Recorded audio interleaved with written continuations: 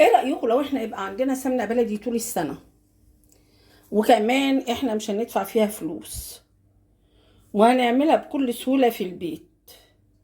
وزي ما انتم شايفين الزبدة اهي، كمية كبيرة، وانا عملتها في البيت بمكون في البيت بيبقى عندنا كلنا اللي هو وش اللبن. انا بحوشه في علب وبحطه، وفي الاخر بضربه بالمضرب او في العجان، بالمضرب بتاع العجان او بالمضرب بتاع البيض العادي، ويطلع لي كمية الزبدة دي وبسيحها ويبقى عندي أحلى سمنة بلدي. وكده ما بشتريش سمنة طول السنة، أنا على طول بعمل السمنة بتاعتي في البيت. أتمنى الفيديو لو عجبكم اعملوا لايك وشير، اشتركوا في قناتي على اليوتيوب وصفحتي على الفيسبوك باسم مطبخ وحلويات عسلية. مساء الخير عليكم حبايبي، ازيكم عاملين ايه؟ يا رب تكونوا بخير. ايه رأيكم بقى نعمل شوية سمنة بلدي حلوين علشان نعمل اكل العيد، وانما كمان مش عايزين نشتريهم ولا ندفع فلوس لان السمنه بره بقت غاليه، فانا قررت هعملها من البيت. اول حاجه عندي كميه قشطه انا محوشاها اهي. ده وش اللبن انا بغليه اللبن وبحطه في التلاجة لتاني يوم الصبح، بيبقى عليه طبقه قشطه. انا بشيل القشطه وبحطها في علب كده زي ما انتم شايفين، واحوشها. ووقت ما احتاج سمنه بطلعها وبعملها. اول حاجه ما بشتريش سمنه بلدي خالص، لان القشطه اللي انا بحوشها بتكفيني، وفي نفس الوقت اهي انا ببقى عاملاها في البيت ومش مغشوشه وموفره فلوس وموفره كل حاجه يعني بصراحه. فاول حاجه عندي كميه من القشطه هبدا افضيها معاكم اهي.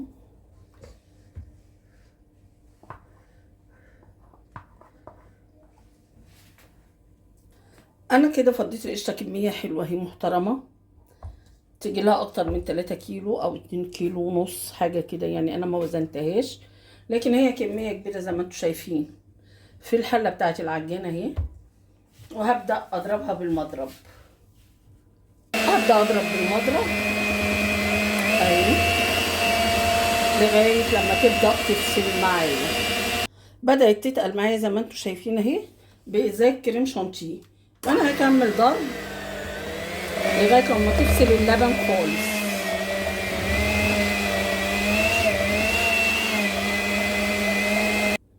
شايفين بدات تفصل اهي، اهي زي ما انتم شايفين اهي.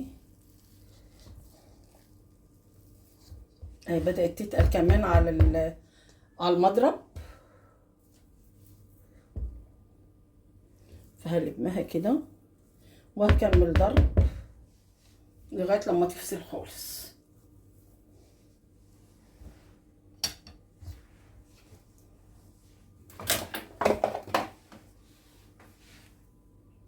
بدأت تفصل اللبن عن الزبدة، هكمل بتاع لمها من الجناب برضو واكمل ضرب اهي زي ما انتم شايفين. وعندي سمنة جميلة ومرملة تبقى وريحتها حلوة ومالية البيت خير، وانا ما بدفعش فيها ولا ملين. كل ده انا بغلي اللبن بس، انا كده كده بجيب اللبن من اللبان، ولان انا بحب اللبن اللي هو بتاع اللبان مش المبستر، بغليه وبحطه في التلاجة، اخد الوش بتاعه وبشيله. بدأ يبقى فيها لبن من تحت اهو زي ما انتوا شايفين اهو كده، شايفين؟ هبدأ بديها ضربة خفيفة وبعد كده خلاص هبدأ اجمع الزبدة اهي، شايفين؟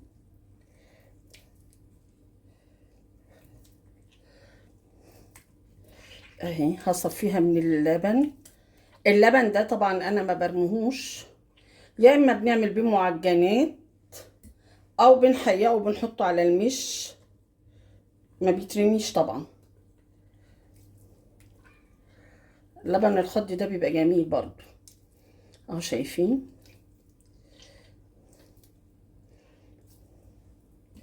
اهو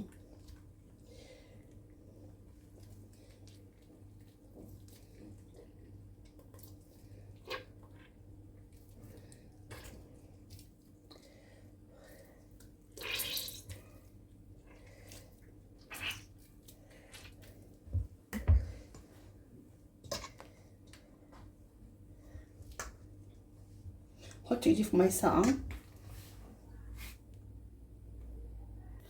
انا كده خلاص، ادي اللبن اللي انا طلعته او الشرش اللي انا طلعته، هستخدمه بقى يا في معجنات او هحطه على المش. عندي كميه زبده اكتر من 2 كيلو او 3 كيلو اهو، كتير، كميه كبيره، انا مش عارفه قد ايه لان القشطه كانت كتيره. اتمنى ان الفيديو يعجبكم، لو عجبكم اعملوا لايك وشير، اشتركوا في قناتي على اليوتيوب وصفحتي على الفيسبوك باسم مطبخ وحلويات عسليه. ايه رايكم بقى؟ انا هسيح الزبده معاكم. انا رفعتها على النار اهي وهبدا اسيحها معاكم. شايفين بدات تسيح اهي اهي.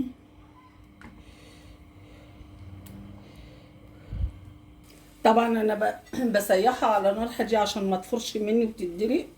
ودايما وانتي بتسيحي الزبده بتحطيها في حاجه غويطه وواسعه عشان ما تفرش منك، وايدك تبقى فيها باستمرار عشان ما تشطش من تحت.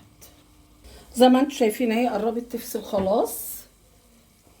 شايفين السمنه بدات تفصل اهي وتبين اهي. هنا بقى نخلي بالنا ونبقى جنبها على طول عشان ما تتحرقش مننا. اهي السمنه بدات تتكون اهي زي ما انتم شايفين اهي. السمنه خلاص كده فصلت اهي زي ما انتم شايفين، وعملت المرته بتاعتها. انا هطفي عليها واسيبها تبرد واصفيها اهي. انا كده خلاص طفيت عليها، هسيبها بقى تهدى خالص وابدا اعبيها في البرطمان. انا كده خلاص طفيت السمنه اهي. البرطمان الكبير قوي ده بياخد حوالي 2 كيلو سمنه، عامله يجي تلتينه. وعندي طبق المرته الجميل ده. المرته دي انا بحطها في المش، او اللي عايز ياكلها كده ياكلها جنب بيت جنب اي حاجه بياكلها، لكن انا بحب احطها في المش عندي.